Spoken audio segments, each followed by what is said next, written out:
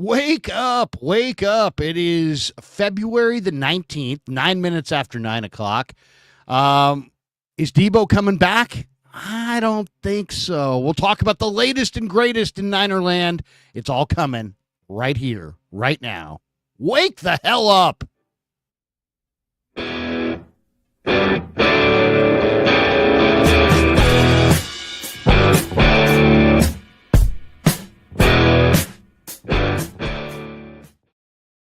Wake up indeed. It's so good to have you here. Like and subscribe, our friends. It is a slow time of the year. There's no doubt. It's the sports dead zone, especially the last couple days. No hockey, no basketball, with the NBA coming off of All-Star break, I think with one game tonight, and then we're going to get going. Warriors don't play until Friday.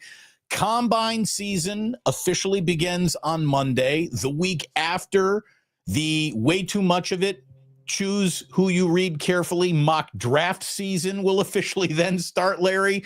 And just to let everyone know how slow it is, good friends, Larry Krueger has been aggregated. Larry, did they spell your name right? I guess that's the most important thing. And the answer to that is no, they didn't. No, MSN, you can buy a vowel. It's E. Can I have an E? Yes, it's Krueger. But yes, I did a video, or Kev put together. Well, you know, I in a live stream the other day, I was talking about, you know, just one of my, as far as when I'm looking at the Niners, I did a whole end of the year breakdown, right? And so I spent a lot of time on it. I mean, a lot of time. I watched a lot of the all 22. I looked at all the numbers. I mean, this was my end of the year deep dive, right? You live it every week like we do, but then you go back at the end of the year, you give yourself a few days off, and then you go back and you look for some themes and look for what really happened. And anyway, I did this. Larry got aggregated. Did it hurt? Yeah. But I did the autopsy, and the autopsy said a couple things. One, the defensive tackle play for the 49ers has just fallen apart.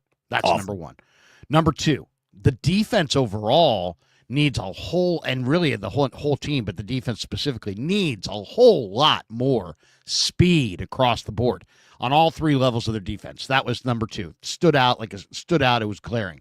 The third thing that stood out and was glaring is that the 49ers, and I don't know, you know, if you want to blame Shanahan, if you want to blame Christian McCaffrey, if you want to blame the backup running backs, if you want to blame, you know, Jake Brendel, the center, or Aaron Banks, the left guard, or Kyle Juszczyk. A million people to blame. They cannot, do not, and won't run the ball inside the 5-yard line. They can't do it. They didn't even stop. They stopped trying to do it. That's how bad they were at it. They can't run in short yardage. They can't run on the goal line. And they absolutely have to have some way to run the ball inside the 5, or they're cooked. You're never going to win a Super Bowl. You're not winning a Super Bowl. You got to punch it in. Well, you're just not going to win a Super Bowl if other teams can run the ball in from the 5, and you have to find this little nook and cranny in the pass game and pass your way inside the 5. You got to be able to run. So one of the ideas, I looked at all the free agents, and I looked at all the different ways the Niners can improve. One way they can improve would be to grab Najee Harris, who, you know, I don't know that there's going to be a burgeoning market for him. He didn't have an incredible year in Pittsburgh by any stretch. He had 300 or 400-yard days. And people say, oh, well, his numbers on the goal line aren't good.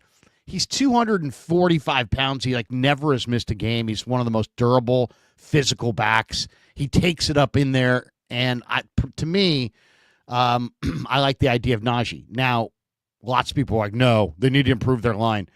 And, it's like, I'll just say this right now. If the 49ers come out of this offseason and they dramatically improve their offensive line and they dramatically improve their defensive line, and that's all they get done, it won't be enough. That's how far behind they are in this race for the Super Bowl. They're not clipping at the Eagles' heels. They're not on the verge of anything. Their offensive line is not good. Their defensive line is not good. Their defensive front seven is not good. Their secondary is young and unproven. Their special teams are a circus. They have no receivers at all to speak of that are proven. The aggregation part of it. Yeah, we know. So there you go. So I did this whole thing on go get Najee Harris, and this guy, Matt Breach from MSN, writes an entire article. 49ers urged to sign ex-Steelers offensive weapon in free agency. And I think it's just one of those things, Damon, that the Niners are an iconic franchise with a large fan base. The Steelers are an iconic fan base with a franchise with a large fan base. If you write anything or say anything and put it out there in multimedia, and I did. I put it on Twitter. I put it on YouTube, involving both franchises, it's going to be aggregated. I mean, literally, you could do it yourself today. If you just come up with the Niners are going to trade Deebo to the Steelers for fill in the blanks and do a little video on it on your YouTube thing, and then sit there, put that out there, and then just tweet it, you also will be aggregated. So there you go. He wrote a, let's see, a 1, 2, 3, 4, 5, 6 paragraph a story that I'm sure he's getting clicks for, and I'm sure MSN is making money on, all using the premise of my, hey, they ought to get Najee. And the only reason I'm saying that is because I love JP Mason, but he's a small man. He's a big man he's a small man. He's got a small man game and a big man body. He doesn't really punch it in. You're not really going to run in the low red zone with him. He runs upright. He dances at the line. He takes hits. Well, let's be totally honest. You got Christian McCaffrey, who's got a big man's game and a small man's body, right? I mean, McCaffrey is money in the red zone, and losing as a receiver. He was money. He was money. We'll find out if he remains money. I mean, that was a PCL tear and two chronic Achilles, tendons away, and he's getting older. So, I mean, they need to punch it in. I don't care how they do it. I would go for a power back in the draft. I just suggested Najee because I love Najee. I know his agent Doug. I've had him on my show a bunch. He is a Bay Area kid. He is rooted in the Bay. Like, he could have gone to New York for the draft party. He didn't. Instead, he had a party at the Richmond Boys and Girls Club because he was nearly homeless as a kid and spent so much time there. He wanted to give back. So all I'm saying is, here's a guy who's a very good power back, and I don't think we'll see, but I don't think these running backs are going to get paid because running backs never get paid, and it's a super deep running back draft. So if he doesn't get paid, I would try to get him here. But if he gets paid, obviously you can't afford him. But if he doesn't get paid and there's really not a big market for him, go get Najee and punch it in the on the 5-yard line and stop screwing around with all these. Let's soft foot it and let's we'll pass it in and we'll do a reverse and we'll trick people. Stop tricking people. Philly doesn't trick people. They line up and they fucking throw it right at you. I mean, here it comes. Here it comes. Can you stop it? The Niners need a little bit more of that. So congratulations on an aggregation sensation. I hope it treated you right. Again, next time, spell the man's name correctly. If you're going to poach his work, get the name right. That's my only suggestion to MSNBC. I like your idea. I like it theoretically more than in practice. Again, Najee Harris, I love the Bay Area ties. Great story. He is a big, slow runner. He is not theoretically have a lot of speed.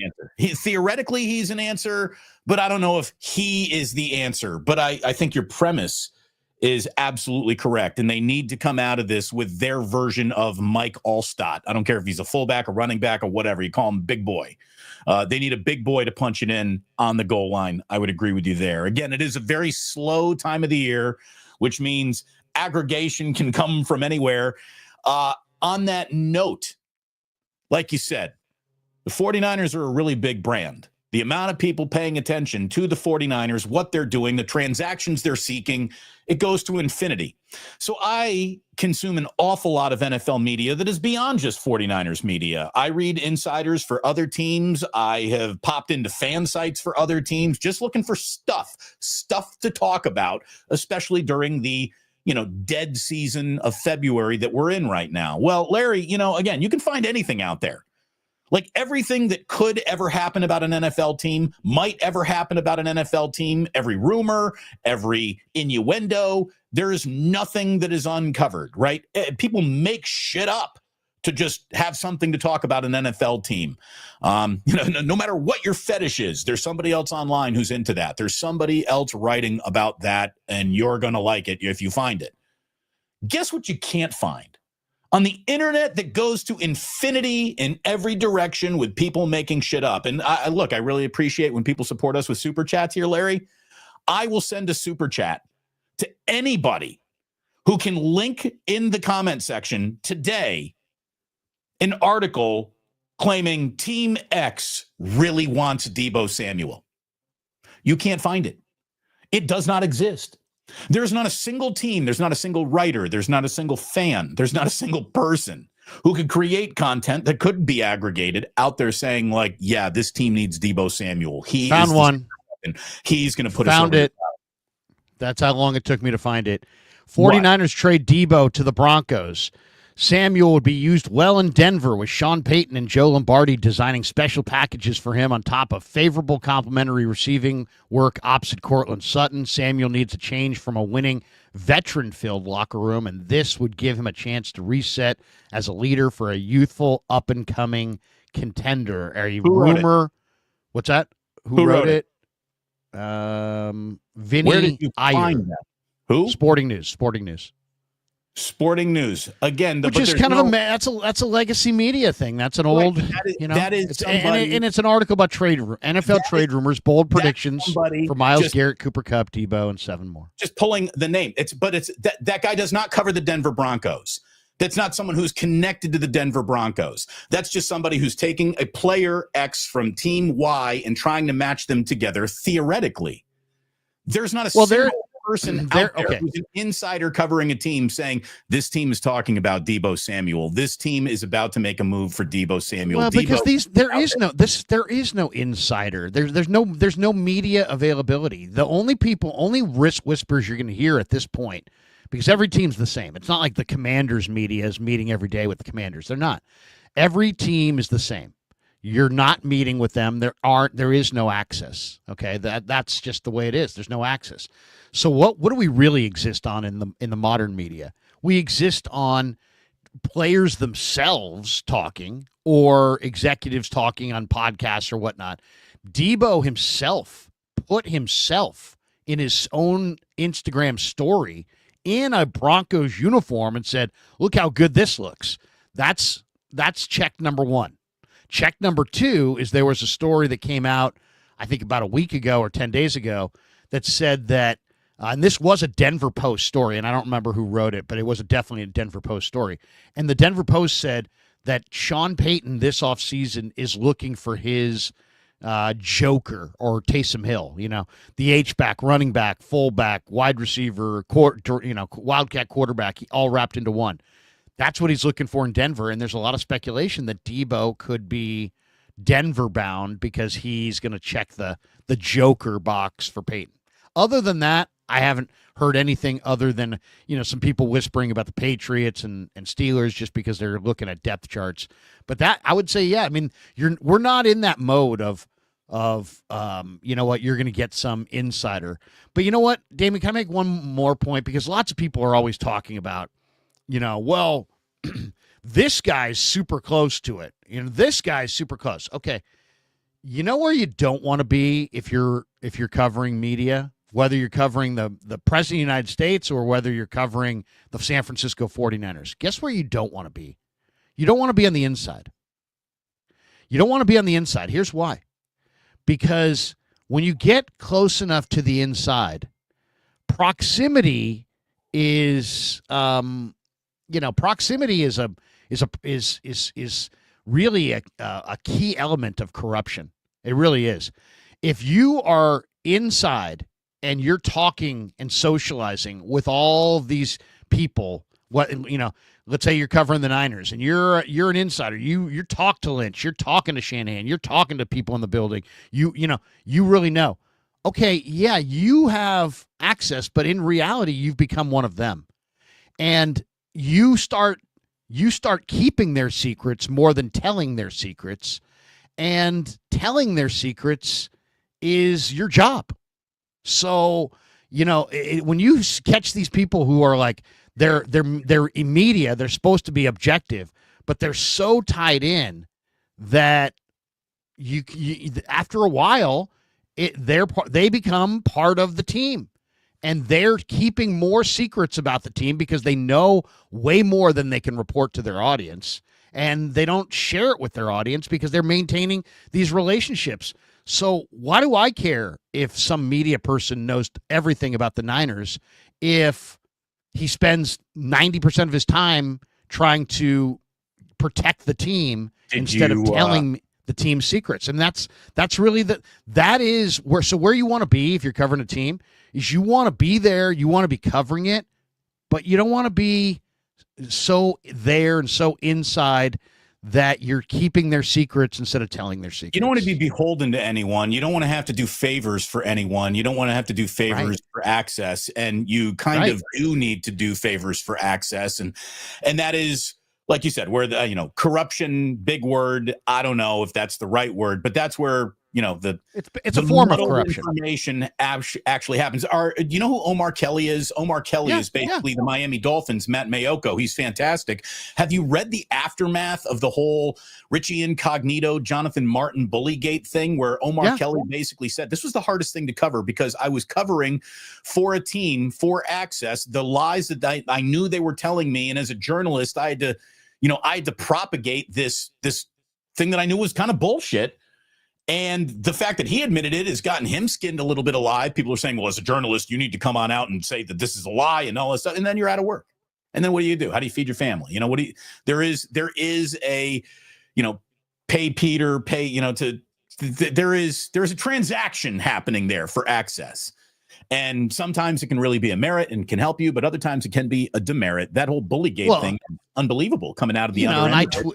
I read that whole thing and I tweeted, hey, you know what? They dragged this guy's name through the mud. And then all these people are like, hey, I know better than you. I covered that team and Richie's not a good guy. I didn't say Richie was a good guy. Yeah. I didn't say Richie was a good guy at all. I know exactly who Richie is. He's a bully. He is a, rude and crude person who could never exist for 7 minutes in corporate America. But in an NFL locker room, he can exist. He's a Pro Bowler. That whole Jonathan Martin bully thing sounds like it was mostly fabricated, and that's what I was pushing back on. And all these people were like, "Well, you know what? He still said this word and that word, and he still." I didn't say the guy was a great guy. I said this was largely fabricated, and since it was a hot button issue, and the guy got dragged. I mean, think about it. Richie actually played in the NFL for a while after that. That's just a testament to how good he is and how many people probably thought that was a BS story. But how weak is that? I mean, it's like, seriously. I mean, was Richie Incognito a terrible person? Yeah. Doesn't mean that he bullied Jonathan Martin in that situation. And he got absolutely raked over the coals without anybody doing any research, just on the word of Jonathan Martin. And now we're finding out that the word of Jonathan Martin wasn't worth much, was it? So, it's just, sometimes I think everybody just needs to pause, and don't be the first to react. Just why don't you find out the whole story? There's people that are reacting right now. There's no reason at all to get it right when you can be the first to marketplace with it, and maybe you can get aggregated. And that's the sad world of media that we're all kind of now living in. Anyways, to get back to the thumbnail topic of today's show, Deebo Samuel seems to be sort of a man without an island right now. He is basically told, everyone with the 49ers, I'm done with you. They basically looked back at him and said, that's cool. We're sort of done with you too. And now as it is being written here, who's got this? This is David Bonilla right now saying, trading Samuel would create significantly more dead cap space than simply keeping him for the final year of his contract. So again, getting way out in front of the go ahead, was probably a bad public thing to do for the 49ers because it might make more sense to bring this guy back, but it seems like that bridge has already been burned. There's a lot of post June 1st designations that need to be attached to this, but the 49ers are basically living in a world where to say goodbye to Deebo, they're probably going to have to release Deebo because there doesn't seem to be, no matter that one Twitter thing that you just pulled up, Larry, any interest from Denver included in Deebo Samuel from any NFL team. So Well, I don't know if it's that. hard to trade. It's hard to trade a guy when there's not a lot of interest for him. So I don't know about that. I don't know if I would agree with that. I don't know if I would, I mean, that you're saying that, but there's nobody. We're not going to hear about it, and just because we're not hearing about it doesn't mean there's not interest. I don't think I think this article, if you go on and read the whole thing, says the truth, which is what we've been talking about the whole time, which is that if you're sitting here, and I talked about this a couple times last week, there were all kinds of 49er fans who were like, don't trade him in the division. Don't trade Deebo in the conference. If you trade him, you better get a third. He's worth at least a third. And it's like, hey, listen. Get real. You want to tell me that you're a casual without telling me you're a casual? Start touting Deebo Samuel as great. Where have you been for the last year? The guy averaged 2.5 yards a carry. He's not great. He scored 4 touchdowns. He played the full year. He's not great. He played one good game in the second half of the year. It was against Miami. He was auditioning for Mike McDaniel. He's not great. He's at the end. He's 29. He's been running through people his whole career. He's almost at the end. Now, if he gets in amazing shape, he could have one more year of better than last year, but not as good as his best years. That's what he's got left. And maybe if he wants to play, maybe he's got 2 years total, but probably not at a very high level. And that article said, the best the Niners can hope to get is a day 3 draft choice, which means round 4, 5, 6, or 7. And that's what I've been saying. I don't even think he's getting a 4. I think if you really want him, because he's unique and there's not a lot of players like him, you might be able to get a 5th round pick only for that reason. That's the only reason. Because if somebody's dreaming the dream, and maybe it's Sean Payton in Denver, if somebody wants that kind of player, there's only a couple players like this, Laviska Shenault and a couple other players, Cordero Patterson and Deebo and a couple others, very few that fit this mold, this kind of jack of all trades guy. So because he's a rarity and there might be multiple teams interested, you might get a team that, has no receiving core, Raiders or whatever, to throw you a 5th. But I don't think you're getting anything more than a 5th. But I do think the Niners are going to try to get that 5th. I don't think they'll release him. I think they will try to get that 5th round pick because they want that 5th round pick. And if Lynch is a smart guy, if he really felt like they were headed down a road of releasing him, he would have just said, he wouldn't have said, we're not in the business of giving away good players. When he said that was his salvo to say, we want something. And I think that something is going to be a day 3 pick. Maybe a 5th, could be a 6th. Because of the way they've restructured Samuel's deal over the years, the 49ers would take on a $31.55 million in dead cap, over $31 million in 2025 if they traded Deebo Samuel. That number would go up to $47 million if they traded him after his March 22nd option bonus is due. So that obviously this will have to play itself out before then. They're not paying that bonus. You can take that to the bank. Releasing Samuel before March 22nd and designating him with a post June 1st cut is the only reasonable way for the 49ers to go here. Dan Graziano wrote, it would result in a dead cap hit of roughly $10.75 million this season, with the remaining $20.8 million or so in dead money would roll over to the 2026 cap. So, there will be a crater of dead cap space behind Deebo if they do let him go. There's no doubt about that. At what point is the player, like you said, getting in his best shape possible worth more to the 49ers than that dead cap space or getting rid of him? Or is his attitude so I'm out the door that it can't happen again? He's not coming back. He's not coming back. He's not coming back because there's feelings hurt here. His feelings are hurt. I would say there's no chance he's coming back.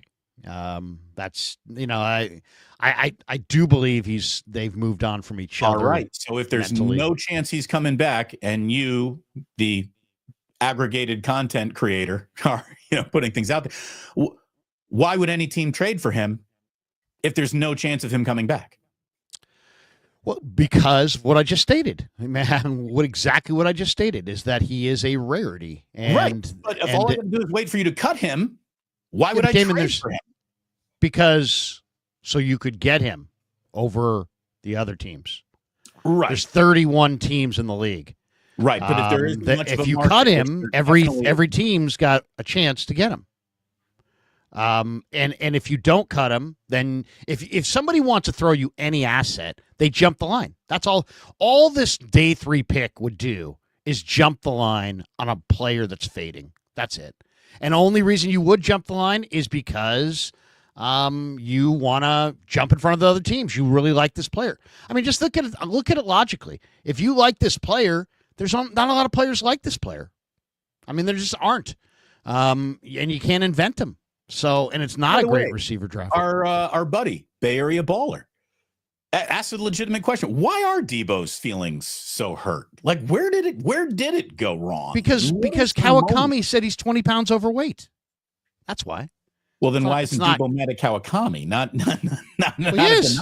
He is. He is mad at. I'm sure he is. But he's just not going to. Tim Kawakami. He's not going to call out Tim. But yeah, he. I mean, go look at it. He retweeted Tim's comment and clapped back.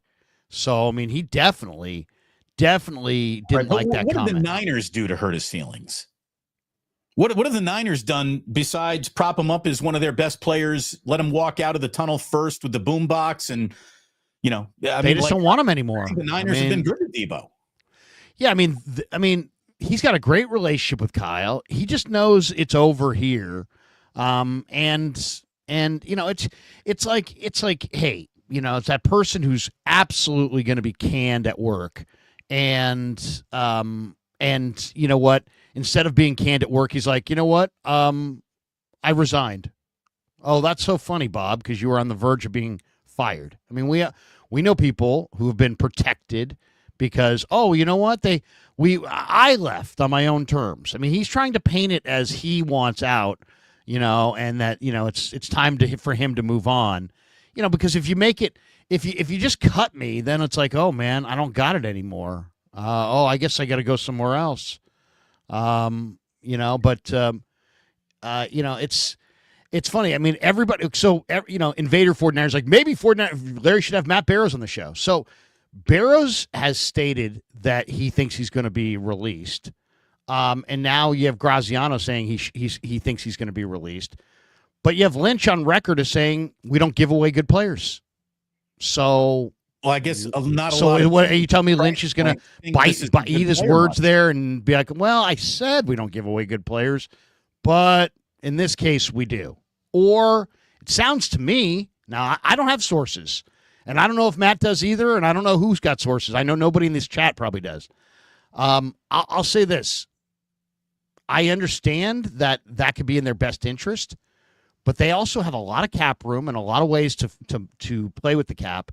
And if they really want that pick, they could take the cap hit and get the pick. So we'll see. It does fly in the face. It does fly in the face of what John told us. In the room. Tim Kawakami at the end of the year presser asked the question. So what's Deebo's future? And he's like, we're not in the business. And he was very adamant about it. We are not in the business of giving away good players. So we'll see. He's either going to go back on that and he's going to release him, or he's not, and he's going to trade him for a day 3 pick. Well, but for those waiting for a day 2 pick, wait no longer. Yeah, look, it's like you've said yourself. Forget about what they say. What are they doing? If they've tried to try Deebo Samuel and they were unable to get anything for him, which they must have, because they then pivoted to the agent and said, you try to get this done. You try to get your guy traded. Well, that doesn't necessarily mean they failed, Damon. I mean, there's a lot of. I'm not saying that they failed, but they obviously didn't. But you just said that. You said if you can't. You said if they couldn't get him deal done, then they would say to the agent, "You get a deal done." But it could be more involved than that, right? Because maybe you want the agent involved, one, because you don't want to waste any time, and maybe, or you know what? Why would I spend 3 or 4 hours of my day canvassing the league with phone calls if Deebo's just going to say, no, I don't want to play there. No, I don't want to play there. So screw that. You guys author the deal. You guys find the team, and then we'll come in. Because what that says to me is what that says to me is that the Niners don't want to waste any time on this, do want some compensation back, and they're going to let and Deebo is the one and kind of insisting that, he's got this market, and he's kind of playing that game of like, I've got a market. Okay, bring us the offer. And I think the 49ers will be willing to take almost anything. And I do think they'll wind up taking the cap hit if they get a trade. Yeah, if they get it. I don't know. Like, to me, the way I interpret it is, hey, we tried to come up with a right trade. We couldn't really find one. You guys can go find one now. We'll take a look at that. And we'll see if we can move down the road and getting this done. But it just, to me, I don't know how much interest there is for a diminished player who's got a reputation of being out of shape, hurt too much, at the end of a beat-up career. It's going to be tough. At his price point, it is going to be tough to move him, and that's why there's stories about releasing happening right now all over the place. Again, like and subscribe. Great to have you here. What else going on? The Combine starts Monday. The following week, mock draft season officially gets underway. You got to choose your mock drafts carefully. Daniel Jeremiah, who I think is good, NFL Network, really good. I like Daniel Jeremiah. He's connected. He's dialed in. He's not just pulling names off of, other mock drafts that he's seen. He's got the 49ers going in a direction that you and I haven't even talked about. We've talked about offensive line with the first pick. We've talked about defensive line with the first pick. We haven't talked about corner. He's saying at 11, if the Niners stick and stay, Michigan cornerback Will Johnson, 6'2", 202, and Jeremiah writes that Johnson is a scheme fit. His size will play well in a division featuring wide receivers built like power forwards.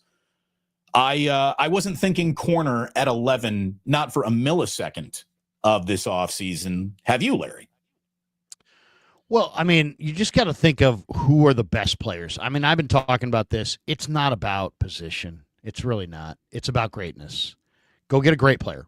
I don't care what position he plays. I really don't. It doesn't matter. Why? Because the Niners stink. They won 6 games. If you don't realize they stink at this point, you're not watching. So they stink. And they have tons of needs. Okay? They need a second quarterback. They need another running back with some power. They need a new fullback. Their fullback is old. All right, and ineffective. They need a tight end because they only have one. His name's George Kittle, and everybody else on the roster at tight end stinks. Mason Pline's got some potential, but everybody else is garbage. So they don't have a tight end. They don't have a receiver with speed who stretches the defense. They don't have a center. They don't have a left guard if Aaron Banks walks away. They don't have a replacement long-term at right tackle, which is a foundation piece position. They don't have a kicker. They don't have a defensive tackle. They don't have a situational rusher. They don't have an edge rusher. They're down 2 good linebackers. They need a free safety. They need a cornerback with top-end speed and coverage ability.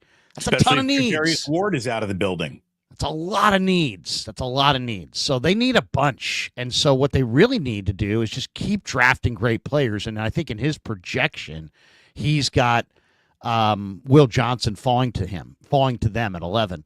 Will Johnson is a terrific player. Some people compare him to Patrick Surtain. He didn't play this year hardly. I mean, that's the thing. If you watch Michigan, you didn't see him very much. He's a really talented player. There's no question about it. I mean, he's one of the best corners. He's probably the best corner in the draft. Some people call him say he's Surtain. I think usually corners don't go super high, but this is the 11th pick overall. If he's there, he's an elite. He's one of the elite players, and they'll have to consider it. I don't believe they're going with Will Johnson. I just think that corner is a need, but I don't think they're going with him either. If they're not looking trenches with their first pick, whether it be at 11 or a trade back position from 11, I think they're kind of losing the plot. And, you say just draft a great player. Yeah, but to me, if the choice is between someone who plays in the trenches that you really like or a corner that you really like, you've got to go trenches before you go corner. I just think that that's the way this team has to start. Unless you like somebody, unless you have somebody earmarked in the second and third round that you love. I mean, it's just like anything else. I'm looking at Tankathon right here when they have their mock, and in their mock, they have Will Johnson going 6 to the Raiders. So, if indeed he falls on draft day, a lot of people might view Will Johnson as value. I mean, the blue chippers are Abdul Carter, Mason Graham, Will Johnson, Will Campbell, Tetaroa McMillan, Kelvin Banks, Jalen Walker, Malachi Starks, Tyler Warren. There's about, 15 blue chippers. It's like a 15, Josh Simmons, right, who last night I was watching the Mel Kiper Field Yates mock draft, and they had the Niners going Josh Simmons at 18 at 11, and Kiper's line was, "Hey man, this guy would have gone top 3, top 5 as an offensive tackle." Compared him to Paris Johnson if he hadn't been hurt this year. He was hurt this year, and so he didn't play very much, and so he falls in this draft. But I'd be very worried about guys who are hurt. I mean, just don't. I mean, the Niners drafted Joshua Garnett over Chris Jones in the second round, and Joshua Garnett had a bum knee. He was hurt in college. He missed some time, and he was hurt with the Niners and quickly bounced out of the league. So, I mean, it's like, just don't fall in love with a big-bodied guy who has injuries. Do your homework. But, yeah, I mean, it'll be interesting to see what direction they go. I mean, Kelvin Banks is, to me, one of the most really, really interesting players in this draft. Why? Because the year that he had this year was just spectacular. And to me, he's the blue chipper. I mean, he played 167 pass blocking snaps at Texas, 0 sacks allowed, 0 quarterback hits allowed, only 1 pressure allowed all season. I mean, that's damn good. Now, he was on a great team. He was on a great team, but he did a really nice job protecting Quinn Ewers. And if Kelvin Banks is there, he'll be hard to pass. Everyone's looking for the perfect fit. A guy named Mason Graham of Pro Football Focus named what he thinks is the perfect fit in free agency and a draft pick that he thinks is the perfect fit for each NFL team. His perfect free agent fit is former 49er DJ Reed coming back, getting reunited with Robert Saleh, who he says, values outside corners who can really stand up in man coverage. Reed has excelled at man coverage, earning an 83.1 man coverage grade in their time together. So DJ Reed could show up with Robert Saleh as a perfect free agent fit. Again, I want to keep on talking about I think they need a center. That to me is where I would be spending my free agent dollars before I'd spend it anywhere else. I like Drew Dalman a lot. I know it's going to be expensive, but that's what I like. DJ Reed is coming off of his worst year. I mean, that's the only thing, is that DJ Reed is an older free agent who had a ton of penalties this year, and the last 2 years have not been very good for DJ Reed. He was a really good player, but he's like whatever he is now, 31, and he's probably more on the backside. So I don't know. Yesterday, somebody said Asante Samuel Jr.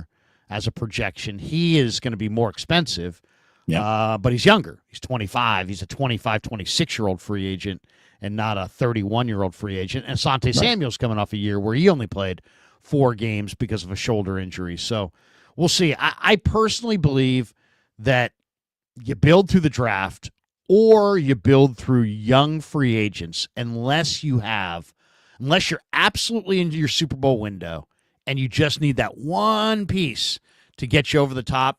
Then I'll sign a 32-year-old free agent or somebody older, or if it's a quarterback, quarterbacks last longer.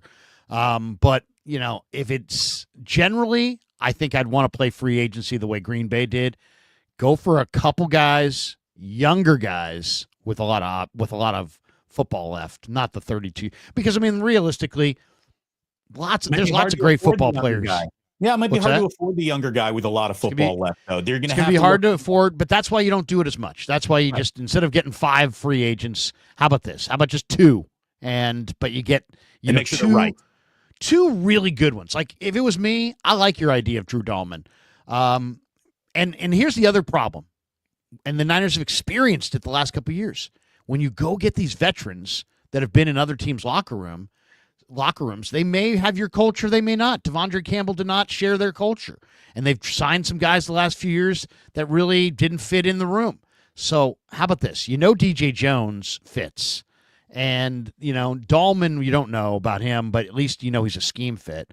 But care a lot about character and care a lot about fit, because not everybody fits everywhere.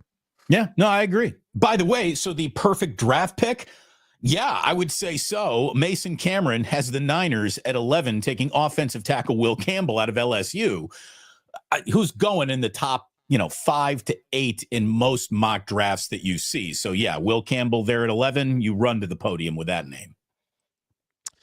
Once again, I mean, I kind of think that the tackles really rise up between now and the draft. I would say if you're looking at the tackles, here are the top tackles: Will Campbell and Kelvin Banks, and they're probably both going in the top 10, top 12. I think the Niners are looking at that second group, that second tier: Armand Membu from Missouri and Josh Simmons from Ohio State. Now, Membu to me is the pick if you're going to go offensive line. He's a little bit shorter than your offensive tackles. Ideally, he's 6'3". He's not 6'6". He's 325 pounds. But man, I'll tell you, watching this guy's film, he this kid from Missouri. Yeah, from Missouri. He's got long arms. I don't know what his arm length is, but it's awesome. I mean, it's going to be incredible when he gets to Indy.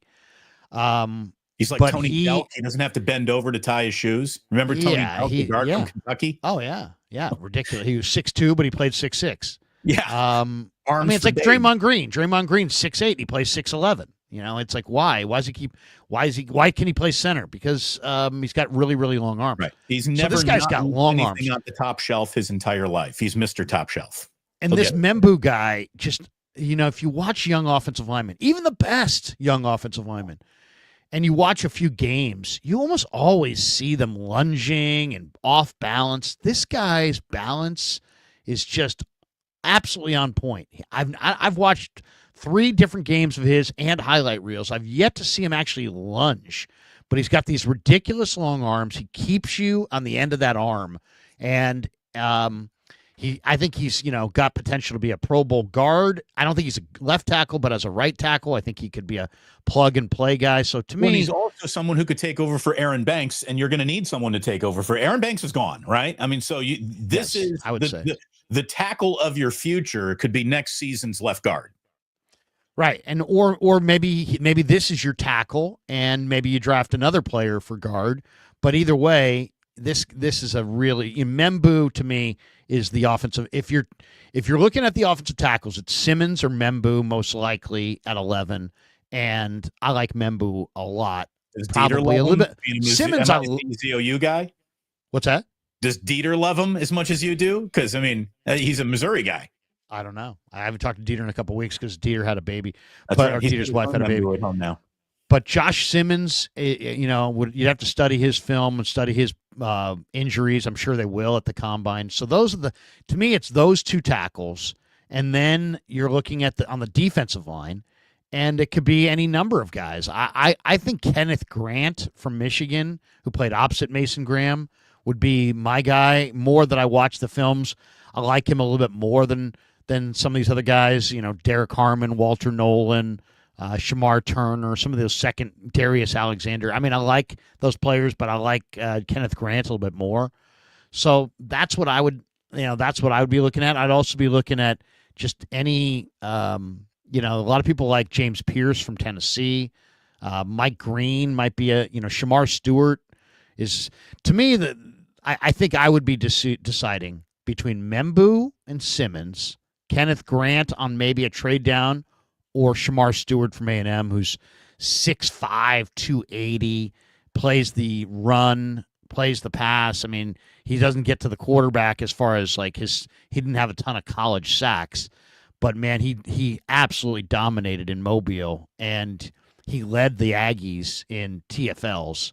So he did a lot. He just didn't sack the quarterback a lot in their defense. So Shamar Stewart is one of those guys that He's so freaky athletically.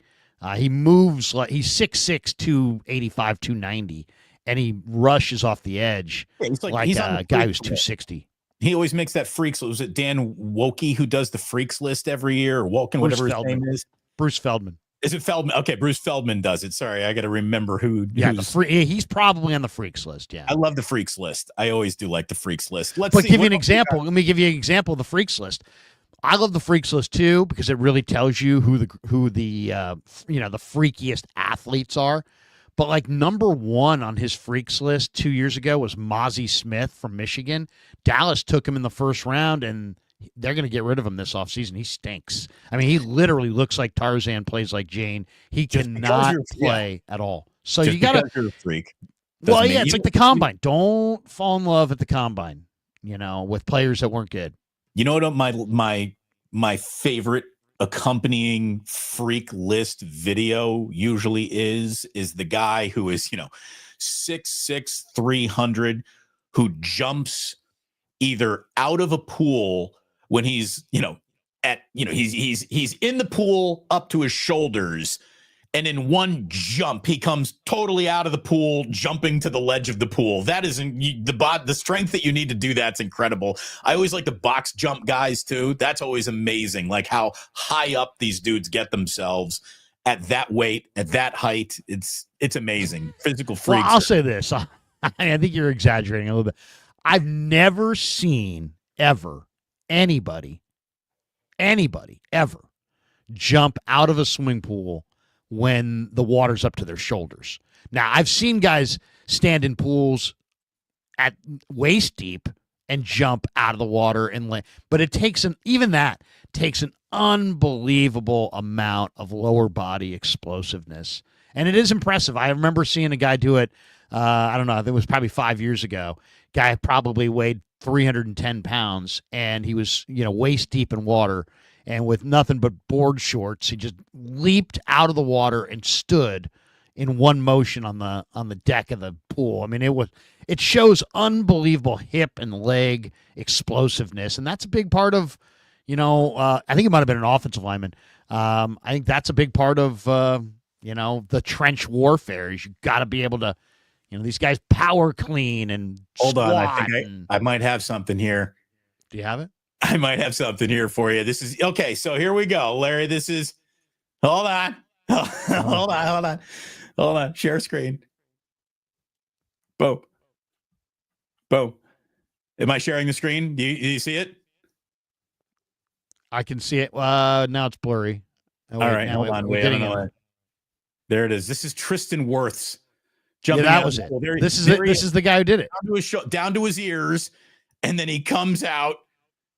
But he's bending down there. Oh, well, he's bending down. You can't jump out of the pool standing straight up. I didn't mean he was in the deep end. I mean, they ducked down to their shoulders in the pool, and then he's in waist deep water. He bent down and shot up. Yeah, but Larry, you and I aren't jumping out of knee deep water. I mean, this guy. Well, I don't. We're not playing in the NFL. Yeah, well, Tristan Wirfs is. I mean, and Tristan Wirfs has so much of his body weight is in his thighs and calves. I mean, he is 322. He is just a beast. He's a beast. I mean, that was the guy they should have picked instead of Kinlaw. And if they had hit on Solomon Thomas, they would never have drafted Kinlaw. And if they had hit on Kinlaw, they would never have gone after Hargrave. But the misses on their D line. Just imagine if they never traded DeForest Buckner. Yeah, start there, right? I mean, how far back to the genesis of the bad decision would you like to go? Because I feel that's where it started. The only articles I don't like, and you never see me doing them, and you never see me doing a video on it, is the revisionist history on the draft. They drafted this guy, but they could have drafted this guy, and this guy. It's like, oh, okay, yeah. I mean, if we all had the ability of 20/20 hindsight, if we all had the ability to go redraft, it's there's always going to be. Were you a South Park guy? No. Okay, so I'm aware of it, but right. But they had this character in an episode where there was this guy named Captain Hindsight. and he would fly into like a burning building, and he'd be like, well, that building should have definitely had 2 more fire escapes right on the floor where the fire is. It's like the Brett Favre commercial. Have you seen the Brett Favre commercial where the lady's walking down the street and the bottom falls out of her grocery bag and all of her groceries fall on the sidewalk and he's walking by and all he says is, should have double bagged it. And he just keeps walking. It's like go. That is sports radio in a nutshell. Last night on KMBR, I did a poll yesterday. In fact, I could probably tell you about this poll because this is actually kind of a Niner topic. I did a poll saying the Niners obviously blew it last year. It was an awful year. Who do you blame, right? Which is, so sports radio. No, we got to find the blame. There's definitely one person responsible for all of this. It's not a group effort. It's one. Let's find this one person and crucify them. Go. But this was interesting to me, not because of who they chose, because of who they didn't choose. So I won't tell you the percentages, but I have them in front of me now. So it's got 6 hours left. The question was this. All right, hold on. Just ask me the question. I'll try to answer before you even show me my options. Oh, okay. Well, I mean, you know the options. Who's most responsible? I haven't seen your poll. I haven't seen your. But I mean, you can guess. I mean, you can guess. Okay. Who's most responsible for the Niners' backslide last season? And I said, be honest. All comments are appreciated. And it's got 2,134 votes. There's 6 hours left. My answer is very roster depth related. So I'm just because I have to have one name, I'm going to go with John Lynch. So the options were Shanahan, Lynch, Purdy, and then I also threw out the Sorensen/Schneider. And I just threw that out just because there's only 4 options, right? Well, I'm sure you want to guess? I'm sure Shanahan won your poll. Well, no, but think about it. You got to think about it logically because there's a lot of all these 49er fans, it's at the time of the year right now where the season's been over and now we're thinking about the rebuild, right? So lots of people want to be like, yeah, last year sucked, but this year's going to be great, right? That's the mode most Niner fans are in that mode. Like, yeah, last year was bad, but if we do this and this and this, and we got we got a better schedule. And have you seen our schedule? I mean, have you heard Niner fans? They're optimistic. They're optimistic. I think they should be. Yeah, I think so too. But so they're optimistic. So number one at 39.5% was Sorensen and Schneider. Because I think a lot of Niner fans are like, they want to believe that their team's smart, and we know those guys have been fired already, so it's easy to kind of kick them in the gut on the way out the door. You know what I mean? So 39.5% said Sorensen Schneider. 34.7% said Shanahan. 23% said John Lynch in the front office. But guess who only got 2.8% of the vote? Brock Purdy. So I thought that was interesting because Brock Purdy did throw a lot of second half interceptions, and he cost them some victories for sure because of the way he played.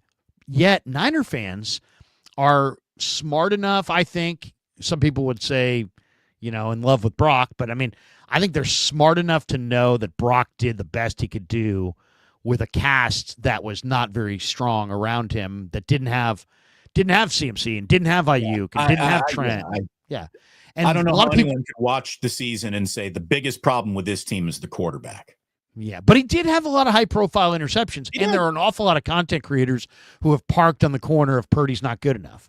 So I thought maybe that number, because it is an online poll, would have been higher in Brock, but only 2.8% of the people blame Brock. Most of the people blame injuries, but I would say this, blaming injuries, I think should be a vote for blaming John Lynch because he's the one who put together the roster. And the Niners were not the most injured team in pro football, and they weren't even among the top 5, I don't believe, the most injured teams in pro football. So, but they had some critical injuries. I mean, I'm not going to deny them these injuries hurt us argument because it did. But ultimately, everybody's got injuries, and you can't use it. The right you have to be depth, deeper. the right depth absorbs these injuries better than the 49ers were able to. And you and I, throughout the entire year, we kept on tracking the missed draft picks, not just the ones that vanished in the name of Trey Lance, but all the other swings and misses in the first 3 rounds. It is an extensive list. And eventually that blame has to be parked at the general manager, even though the general manager, I believe, just brings names to the head coach, and the head coach has the final decision on just about everything. But yeah, I mean, I think roster construction, for a lack of the individual to blame it on, because there's a lot of elements of roster construction that really hurt the 49ers last year. Hopefully a better constructed roster, a last place schedule, another real offseason of Brock getting to figure out the league. Larry, if nothing happened and they bring back the exact same team with the exact same problems, but a better special teams coach, that's 2 more wins right there. Like, just changing out special teams and having special teams work for you and not against you in every single instant you have special teams out there, I think that makes the 49ers better. I'm not willing to give Brant Boyer the benefit of the doubt. The 49ers have been now bad on special teams through 2 different coordinators. Yep. And coordinators that are still working in the NFL. So, is it the coordinator? Is it the way the team, doles out practice reps? Is it? I don't know. I couldn't tell you why the Niners are bad on special teams. It needs to they be invested more of a in focus special teams now. Well, I mean, more of a focus. They drafted their kicker in the 3rd round. They drafted their punter in the 4th round. They signed 4 different guys who are or special teamers only. George Odom and right on down the list. I mean, they've done the moves, but right. They're just not getting the results. They're just not getting the results. So, I mean, obviously they took the wrong kicker. One of the cap casualties. I read an article yesterday on cap casualties around the league. Just players that other people are speculating may get cut here in the next month. One of them that opened my, that was like, that's interesting, is Jason Sanders from the Dolphins. Jason Sanders is a veteran kicker who has been really good for a while. You know what? If you really want to win a Super Bowl, I'll tell you two shortcuts. Go get a Jason Sanders and forget you ever met Jake Moody. I mean, I hate to say that because it sounds like I'm blaming everything on Jake Moody, and I'm not. Jake, if you're out there, I'm not blaming the whole season on you. But if you really want to, the Niners want to go into the season, Damon, they don't want to be good. They don't want to be 500. They don't want to make the playoffs. They want to win the whole damn thing. The Super Bowl is here next year. They want to be in the Super Bowl in their home stadium, and they want to be favorites to win the 6th Lombardi. That's what they want this year. There's no I wonder, I'm not really sure what their goals are. No, that's their goal. Their goal is to win the Super Bowl this year. Whether it's logical or not, well, you and I could debate that. I think at this point it's like bordering on not logical because they have so many needs. I just listed them. But if you want to shortcut this thing, I think the 2 moves you make is you go for Jason Sanders if he's a cap casualty. And as I said, forget you ever had Jake Moody or ever invested that pick. We'll just forget that you blew a 3rd-round pick on a kicker. And then go for Joe Flacco. Because go for a veteran quarterback who's not going to – his present – like Mac Jones is going to upset Brock Purdy. Zach Wilson's going to upset Brock Purdy. You don't want to upset your brand-new quarterback on a new deal. But you also don't want to have Brandon Allen if he gets hurt. So go get Joe Flacco, who's a proven quarterback who had multiple 300-yard days. He is 40. Go get Jason Sanders. I don't know how much career he's got left. It's not tons because he's been in the league a long, long time. But go get the veteran kicker. Go get the veteran backup quarterback. To me, those 2 moves they may not be the most important moves, but they may be the most important moves. I totally agree with you on Flacco. To me, I mean, how about either of the off the street kickers that you signed last year that were both had better years than Moody? the guy, the Carlson and who was that other guy? I forgot his name. Matthew Wright. But why not? I mean, all I'm saying is Hanson's so good. Do you remember that game against the Dolphins with the 9? I think he might have made 4 field goals. I forget. I got to look that up. But he made a bunch of field goals. But I loved the vibe when they had Robbie Gould. Why? Because he was dependable. You knew he wasn't going to automatic. He wasn't going to whiz down his leg. You also knew that if it was 55 or longer, he wasn't going to make it. But if it was inside of 50, he wasn't going to miss it. And we need to get back to we have a kicker that we know can do it, because Shanahan's play calling or the imperfections of their offense, whatever you want to blame, they stall out a lot. Well, so they're leaning on their kicker. I actually totally disagree with that. I don't want to see the 49ers inside the 30 look at a 4th and 5 and decide to kick a field goal unless they need 3 points at the end of the game to win it. I want this team to embrace going for it on 4th down. I want them to be hunting touchdowns, not settling for field goals. I hope that they really take, every single playoff game that I watched, being aggressive on 4th down in field goal range was usually the team that won that game. Stop settling for field goals. Stop taking this is going to be an easy 33-yard field goal. No, if you're kicking a 33-yard field goal on 4th and 2, I'd rather you go for it on 4th and 2. That is one of the philosophical things that I hope Kyle Shanahan took away from the playoffs watching it this year. But these things can be more aggressive on 4th. They don't, that's great, but that has nothing to do with get the best kicker. Get the best kicker. I mean, right. Go for it. I mean, I agree. The Niners need to Kyle Shanahan needs to adapt his entire thinking to the analytics kind of edge that the NFL is, or the analytics road they're going down. Why? Because analytics are just now starting to impact the NFL and the way games are called. And other teams are getting to 3rd and 4, running it twice and scoring a touchdown. And you're getting to 3rd and 4 and you don't run it at all. You're passing it and then you're kicking a field goal. That little trend has got to end. But I'm looking at Jason Sanders, and I'm like, you know what? This guy, is a veteran kicker. He's 29, so he's got a lot left. He made 90.2% of his field goals this year. He made 92.9% of his extra points. His long was 57. So, and that 90.2% was not like top of the league, by the way. It's 14th. In the NFL. So it's not like I'm saying go get the best kicker in football, or you're asking why would the Dolphins, whatever. He's a good kicker. He was 37 of 41 on the year, 7 of 7 from 20 to 29, 13 of 13 from 30 to 39, 5 of 7 from 40 to 49, 12 of 14 on 50 plus. Look at it this way: if Jake Moody were that dependable, you wouldn't be looking for another kicker. Yeah, I mean, and I don't. It's not that I don't believe Jake Moody. It's not that I don't believe in Jake Moody. I just don't believe in Jake Moody in the Niners situation right now, where they need when they go for a field goal, they need to make it, and they can't take any more chances on kickers. Mitchell and Ness, Damon, there's more to it. It's called game situation. That's why I gave you the situation. You're inside your 35-yard line. It's 4th and 2.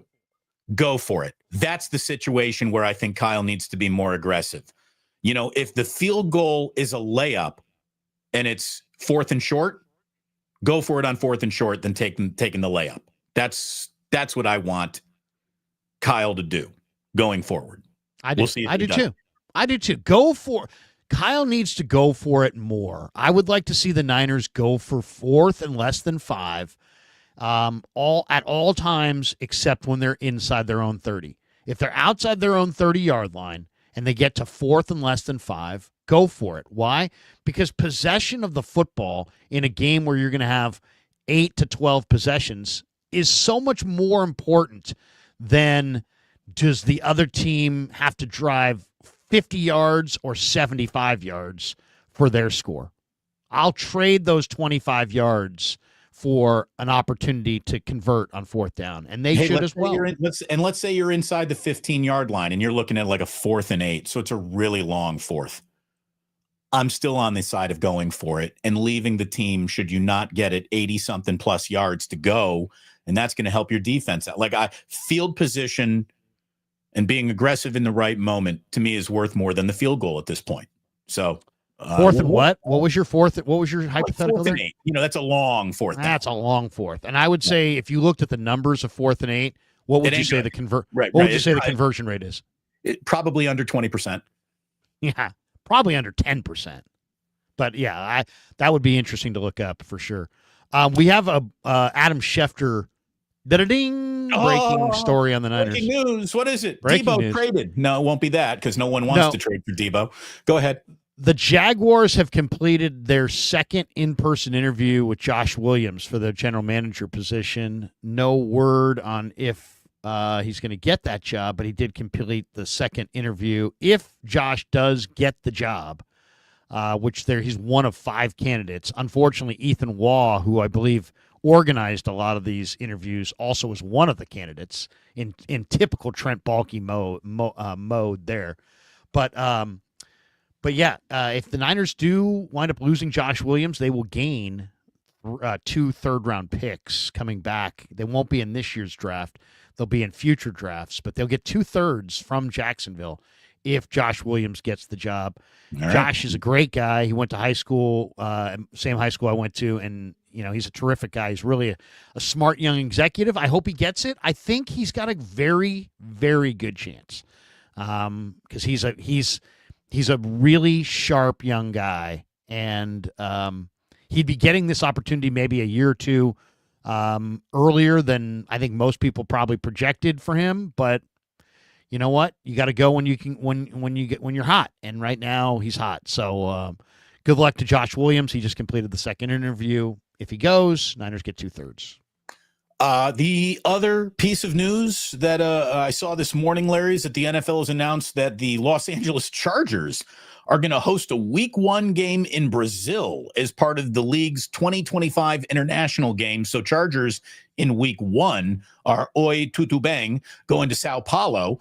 The matchup is the second ever regular season game to be held in Sao Paulo. And, to me, when the NFL talks international expansion, it's going to be really, really, really, really, really hard to cross an ocean. Flying down to Brazil or Mexico is easy. Same time zones. So that to me is the NFL knocking on the international expansion door. And if you're asking, what's maybe the last thing Roger Goodell would really like to accomplish before his commissionership is up? I think it is an element of international expansion, whether it be a team, I don't know, in Canada or in South America somewhere. That makes sense to me.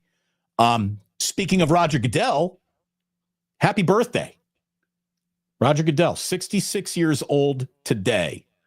And whatever you think about the man and the job that he's done, you're pretty good at your job if you 10x your own salary. Roger Goodell started in 2006. Larry, he was making $6.5 million.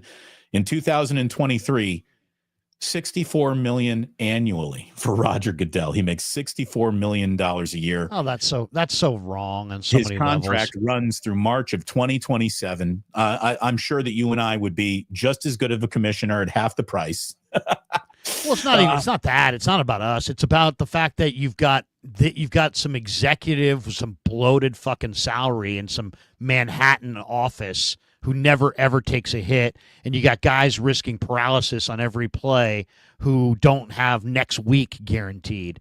It's just the NFL needs to graduate out of the mom and pop era that they're tied to because of how they were developed, and into a better area for, how about this, the players, the guys who actually play the game. So it's sickening to me that Roger Goodell is making that kind of money where most guys are living paycheck to paycheck, and there's like this urgency and this chaotic feel to a lot of these players' lives because their body is their livelihood, and the careers are super short, and there's no guaranteed money. And it's like, dude, this is the most popular sport in America by far. The NFL could televise them collectively wiping their ass, and it would get better ratings than NBA All-Star Weekend. I mean, the NFL could literally, televise their secretaries walking down the hallway or something, and it would get better ratings than MLB. Joan in Payroll could be her own Netflix special. Right. I mean, seriously, the NFL is minting money, and it's the fact that Goodell is getting paid that kind of money, which is just ridiculous. I mean, like, what, he couldn't make half that and be in? I mean, the fact that, I mean, it's. I think we're seeing a lot of corruption in our world uncovered, and there's no end to the amount of BS corruption there is at the top in corporate America, and the NFL's no different. Right. Well, let me just say there are reasons. And I'm sure that Roger Goodell will tell you, as hard as it might be to sell it to you, that it is proportionate with league growth. And there are some numbers, again. But he's not responsible for that growth. Whether he's not responsible for them or not, Larry, it happened on his watch. If something good happens on your watch, Paul Revere got to take the ride because it just happened to be on his watch. So Paul Revere gets to go down in history. If it had been another dude, or, the British invaded 6 hours before that, we would have never heard of Paul Revere. He wasn't responsible for it, but it happened on his watch. If Roger Goodell did something that was good for the players long term, like, for example, how about everybody who plays a down in the NFL has lifetime medical? And absolutely. That's it. It makes so much sense to you and me. It makes so much sense to you. And that's the thing. This is, maybe you're covering your entire family, but you as the person who played on the field should get lifetime medical coverage. I agree with you. There's a reason why that's not happening. And there's a reason why you blame it on Roger Goodell, because that's his job, Larry. These are NFL owners who are deciding that's not how we're going to treat players. It's not Roger Goodell. Roger Goodell could go into the NFL owners and beg them to treat players better. And they would say, Roger, that's not why we're paying you. We're paying you to be a human shield. You shield us from criticism. Every negative article written about how our players are treated or mistreated or not cared for, the blame goes to you. You're never going to see Jed York's name in an article about NFL player mistreatment when he is one of 32 votes continuously voting for player mistreatment. Well, if you care about player mistreatment, then why not give yourself the ultimate, we know our game's violent, but everybody who plays it down gets lifetime medical, and so we're putting our money where our mouth is. We know Larry, we're this burgeoning industry. Again, they don't care. The NFL would crash. But it's a PR thing, Damon. It's a PR deal. It's like there's value in good PR. Why do teams pay PR agents, millions of dollars a year? Because there's value to your business in good PR. What do you think Nordstrom's, Macy's doesn't let you return anything without a receipt, but Nordstrom's does. Well, why does Nordstrom's do that? Because clearly that's a policy that they've implemented that's going to cost them money and hurt their market share, or does it? No, because over time people find out, oh, guess what? I can buy my wife, some $250 outfit at Nordstrom's, and if she doesn't like it, she doesn't even need the receipt. She can just walk back and return it, and no questions asked. And there's value in that. Okay, so I agree with you. The value of good PR is worth X. The value of what they're making is worth an actual number that they're looking at, and they care more about that than the mythical X PR number that you're bringing up. The NFL would gladly crash a team plane into a baby hospital if it meant they made $1 billion more next year. Fuck the PR. The NFL doesn't care about its players. Every single contract in CBA is representative of that. And Roger Goodell is making that money to take the slings and arrows. And, it's Roger. He doesn't care. He doesn't, it's the owners that do not care. The owners have the power to create whatever temperature they want in the league. They're very comfortable with the temperature of no guaranteed contracts. You're all disposable. You're all replaceable. That is the universe that they've become multi-billionaires in. And so they don't want it changed for any reason. They've done the math. Giving universal lifetime health care would cost what? Opposed to not doing it, which costs nothing, yet we choose nothing. That's well, guess what? Everybody knows the old saying, you got to spend money to make money. Are you making a lot of money now? Yep. Who's to say you couldn't make more? You could make a lot more. Again, and right now, what is the negative? The NFL has some positive, but there's some negative. They get raked all the time for their practices. This would basically take the entire discussion of player safety and make it a talking point that right now, Roger Goodell is absolutely, if you hooked him up to monitors during his whatever public speaking he does, when he's talking about player safety, his blood is starting to boil. He's starting to get nervous. He's starting to get tension because he knows he's on the wrong side of it. If they gave lifetime medical care every time player safety was brought up, it would be an opportunity to celebrate what we've done compared to our counterparts in other sports. And it's the right thing to do. It's the right thing to do because the game's violent. The game's violent, but guess what? If you look everybody in the eye, first of all, if you take all the violence out of the game, it's not the game, right? So they know they have to have some violence in the game. So the game is violent, but if you can look your fans and your players in the eye and say, yeah, you know what? We know our game is dangerous. Larry, again, we know our game's violent, but we are doing everything in our power. You then turn a negative PR story into a positive PR story, and that's a story that continues to get told over time. I guess there's real value in that. Right. They have determined the value in that is something that they don't even give a rat's ass about. They don't care, Larry. NFL owners don't. Everything you said is right. They don't care. And that's that. And they're not interested. They do care more and more. Here's what they care about. Before Roger Goodell became commissioner, the last team that was sold was the Minnesota Vikings, and the Minnesota Vikings were sold in 2006 for $600 million. The last team that was sold was the Washington Commanders for a record $6.05 billion. That's why Roger Goodell makes $64 million a year. That's why Roger. But it's all much more. It's all very tenuous. It's all very, very tenuous. If it looks like it's just the gravy train the endless gravy train, but it's not. It's not. As soon as the wrong guy punches the wrong girl in the wrong situation, and the NFL looks bad, they got a black eye on their face. It looks bad. Hey man, they care about what the media care. They care about what their fans care about. The fans care about what the media talks about. I'm talking about the drumbeat of trying to get this done, because there has been progress. The players do have better situations now. If what you said is true, then the players' situations would never be getting better. But the players' situations are getting better, and the game is safer now than it's ever been.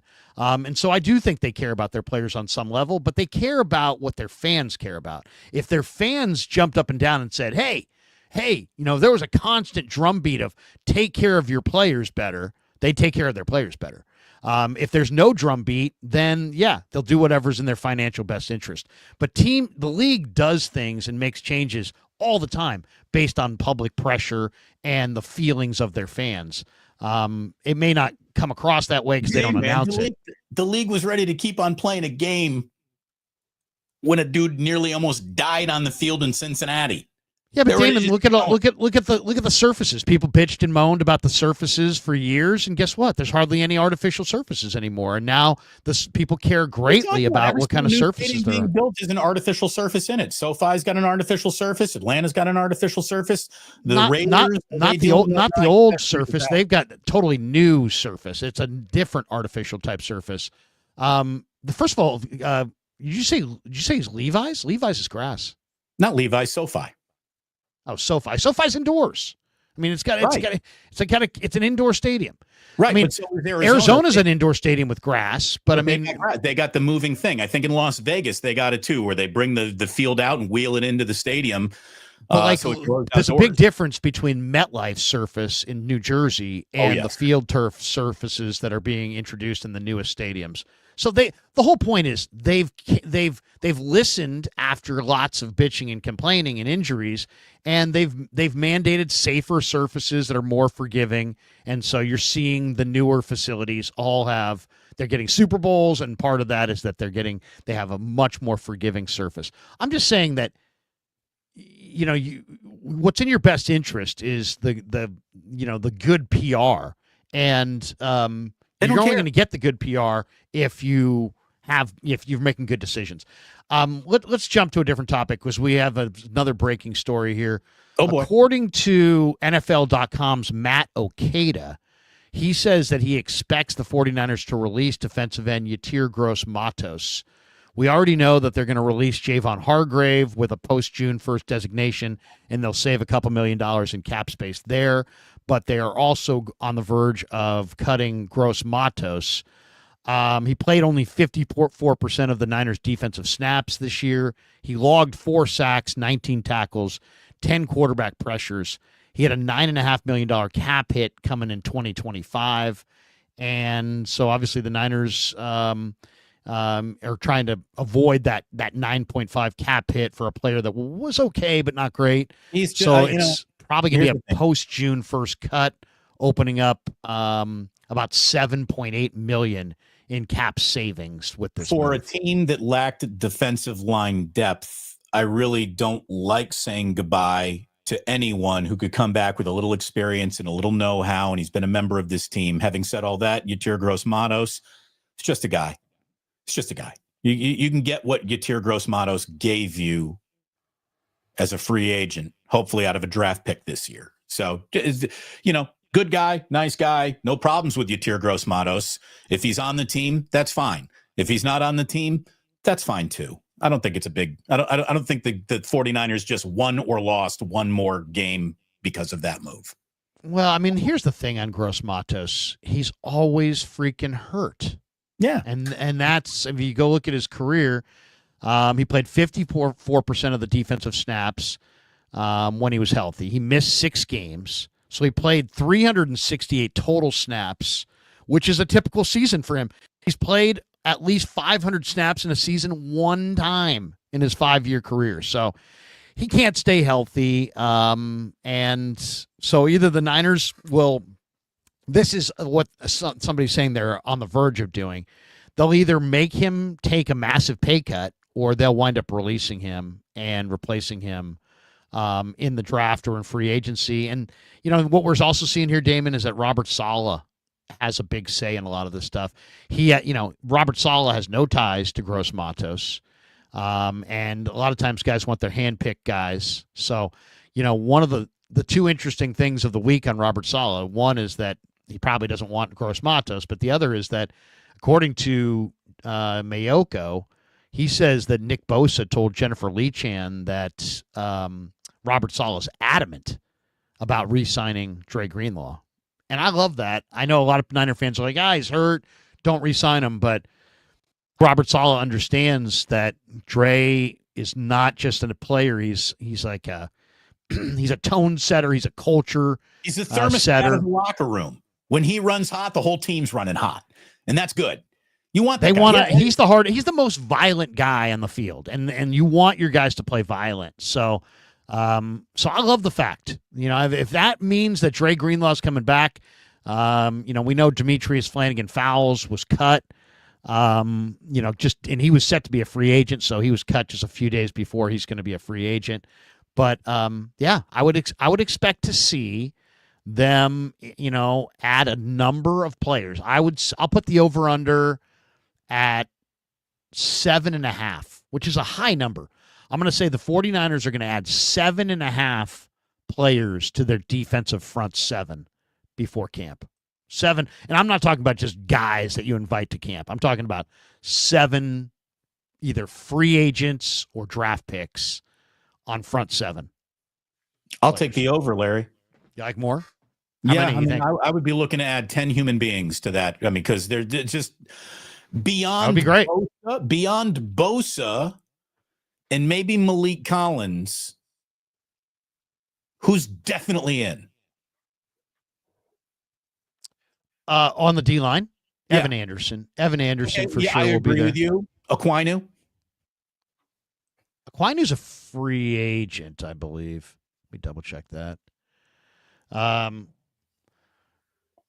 Yeah, I'll give you the rundown. So here, they have guys that are under contract, and Yatir Gross-Matos was one of those guys. So That's why I thought he was coming back, because it was just the job was already done. So yeah, here the free agents up front are Hargrave, and Givens, and Khalil Davis, and Greenlaw, and Campbell, and Curtis Robinson's restricted. So those are the free agents, right? But what do they actually have coming back? I think they have Bosa. They have probably Malik Collins, though I don't love him, but I think he's probably coming back. He's back. They have Sam Aquinu, Jordan Elliott, and Leonard Floyd, all under contract. My guess is maybe one of those guys and Yatir Gross-Matos do not come back. And then they have Beal, Kalia Davis, Evan Anderson, Drake Jackson, those guys. Guys who haven't put it together yet. And then, linebacker-wise, they just cut Flanagan Fowles, released him, but they have Greenlaw as a free agent, but then they have Fred Warner, D. Winters, Jalen Graham, Tatum Bethune, and Campbell obviously is gone, and Curtis Robinson's restricted. So I mean, they got openings for sure, but I'll say 7.5 on the front seven. You're gonna say 10, but either way, they need a huge injection of talent in their front seven. By the way, you want a little bit of a sports memory? We're at the end of the show, right? Are we ready for? We have our supers, right? Still. We got supers, and then I'll give you the today 15-year anniversary of, and then we got to go.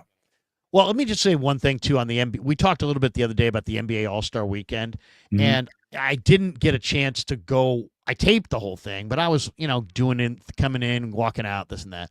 So I didn't. Monday when we talked about it, I hadn't seen every minute of it. I did go and see every minute of it, and they need to cancel it. They need to cancel it. There were some amazing moments there. To me, the most amazing moments were Steph when he got introed. That was like such an amazing intro. I mean, it was incredible. I'm very happy for Steph. Yeah, that was a goosebumps moment. I love the half-court shot. The half-court shot. That's why Steph won MVP, because he hit that half-court shot. I loved the Too Short appearance. I mean, I'm a Too Short fan, but I thought his appearance was so Bay. I mean, that was so Bay Area right there. And I thought Too Short was outstanding. I love that. That was amazing. But outside of Steph's intro, Too Short's singing, and Mac McClung on Saturday night dunking. And shame on Stephen A. Smith, by the way. Stephen A. Smith went on this endless diatribe bashing Mac McClung because he didn't dribble on the dunks. Dude, the NBA dunk contest was saved by this G Leaguer for 3 years in a row because none of their stars have any willingness to play in this thing because they're too afraid they'll look bad. And he put 1,000,000 times more effort into his dunks. And Stephen A. Smith's like, what he did were prop dunks. Who cares? It's a dunk contest. It's a dunk contest. The guy's a professional dunker more than he's a professional basketball player. He's more of a dunk contest champion than he is an actual Orlando Magic. And go back and watch the history of the dunk contest. Guys picking up the ball, not dribbling for running starts, happens all the time, every year. And it's okay. It doesn't matter. And also, he also made all of his dunks where the other guys missed all their dunks for the most part. So the dunk contest is cooked. The All-Star Weekend seems cooked. There were tons of empty seats Friday and Saturday. I don't know about Sunday, but Friday and Saturday, there was all kinds of empty seats. You could see it. They had like darkened the arena so that we couldn't see the empty seats. There was tons of empty seats. Right. The fact even that the nostalgia of being back at Oracle couldn't pack Oracle. Plus, I don't know if you caught the numbers, but it was the numbers from yesterday. I got to read you these numbers. It's unbelievable. As far as Sunday, the minutes of game action to non-game action was off the charts. Let me see if I have it here. It was like 20 minutes. Here it is. This is crazy. This is what it was. During the All-Star game on Sunday, there were 2 hours and 26 minutes of commercials and breaks. There were 33 minutes and 41 seconds of All-Star game. So the All-Star game was not created for people who love basketball. We didn't even get much basketball. What the fuck is Kevin Hart doing there? What a train wreck that was. And the NBA is going to sit there. Look at all the people who watch this. You tried to pump up your numbers with every donkey you could think of. We'll get Mr. Beast. We'll get Jesser. We'll get all these different people with social media followings to be here. It's like, okay, but then you basically have a bunch of contrived ratings that aren't really legitimate. I don't know, man. I don't know who that was created for, but I love basketball, and we got very little basketball. We're getting concerts. I did love Too Short, but other than that, we're getting long breaks in between. It was so disjointed. Oscar Robertson sitting courtside looking bored as hell. I don't know. To me, the flow of the entire evening was awful. And as anyone who's ever hosted an event or emceed anything, if the flow of your event, I don't care if it's an all-star game or a Girl Scout meeting, if the flow of your event is terrible, nobody's going to like it. And the whole thing, again, everyone involved in the construction of the game plan that was that All-Star weekend needs to be fired into the sun. I mean, how Adam Silver isn't looking to fire every single person involved in that, I don't understand. It was horrific. And let me tell you what's also happening here. TNT is losing the NBA. And they are now hate broadcasting the NBA. They're going to ride out this contract to the sunset with middle fingers to the league the entire time. The only honest moment during the entire weekend is when Draymond Green said, this thing is a 0. This is awful. But am I missing something? Those guys aren't going away, right? No, they'll still do their pre and post game show, but they're gonna lose the league. So, but wait, than ever. But Ernie, Charles, Kenny, they're still going to be doing stuff, correct? I think so. I think so too. So what are we doing? They will retain pre and post, but if they're losing the league again, they would crap on the league when they had it. What do you think they're going to do when they don't have it? But I mean, why are we acting like they're dying?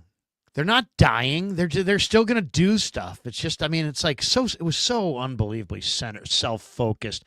The league's just everybody's into their own thing. There's all these people walking around, look at me, and nobody wants to look at any of them. All right, I got to go because I'm on the radio in 10 minutes, but let me hit this let real everyone quick. know we got no wake up on Friday because Larry's got to go get your eyeballs pulled or washed or what's happening? Something in your head. I have a dentist appointment and it's got to be a Friday, unfortunately, at 8 a.m. So sorry about that. So we'll have no Friday, but we'll be back on Monday and you'll be better for it. You can come back here with a mouthful of Novocaine. Just drooling. Have you ever seen people with Novocaine? It's bad. Yeah, Stanley O'Shea's new member. Way to go, Stanley. A little clap for you. Matt Waring says, morning, fellas. Thoughts on a reunion with Emmanuel Mosley? Seems super low risk, reward. Also invest in a fast, badass linebacker to fill the Aziz void. I would be interested in a reunion with Emmanuel Mosley at the right price. Why? Because he plays the run like his life depends on it, and he's still probably a pretty decent cover guy. I know he's diminished because of the injuries, but yes, I like that idea. Very good idea. Mason Davis says, have you looked at Theo Weezy? Weiss was overshadowed by Luther Burden, but could give the Niners real speed day 3. No, but I will. You got to take a look at all the Missouri guys. They're great athletes. Fuji Simeon says, trade Deebo for cents on the dollar or cut and keep him. Cut or keep him. I think you trade him for whatever you can get. That will be my guess. And I don't think you're going to get anything for him. I don't care what John Lynch said about not giving away players. There's no interest in any team as we know it in trading for Deebo Samuel. I think there will be somebody's going to trade a 5th or 6th round pick for him. And here's the thing with the Niners. They'll take that 5th or 6th round pick because they drafted George Kittle in the 5th round. They drafted DJ Jones in the 6th round. They drafted Brock Purdy in the 7th round. They'll take a day 3 pick for him. It sounds like that's what they're gearing for. We'll see. Niner Family Huddle Show. Who could fall to pick 11 that you would draft without even entertaining trade back offers? Abdul Carter. Yeah. I mean, Mason Graham. Those two. I'm a believer that the depth of this draft is so great that it's worthy of trading back. But, yeah, if Abdul Carter falls to 11, if Mason Graham falls to 11, it'd be really hard to pass. Those guys are plug-and-play, impact front 7 guys who may command double teams. Graham, I'm a little worried about because I think he doesn't have a great – I don't like what I've seen from Mason Graham when he gets doubled. He doesn't necessarily make a play or split it well, but he does have great instincts. He's smart as hell. Will Campbell from LSU, he's probably a top 5 pick. If that guy's at 11, again, you run to the podium with that name. Will Campbell, to me, reminds me a lot of Tony Baselli. I mean, just a guy who's just huge and long and going to be a great offensive lineman and probably Canton. I mean, who knows, but that's what he looks like to me. That's that one. We got this one from David E. What do you think about trading Bosa, McCaffrey, and Warner for draft picks? Let's break this thing up and start over. No. I understand what you're saying, but they're not going to do that. They're not going to do that.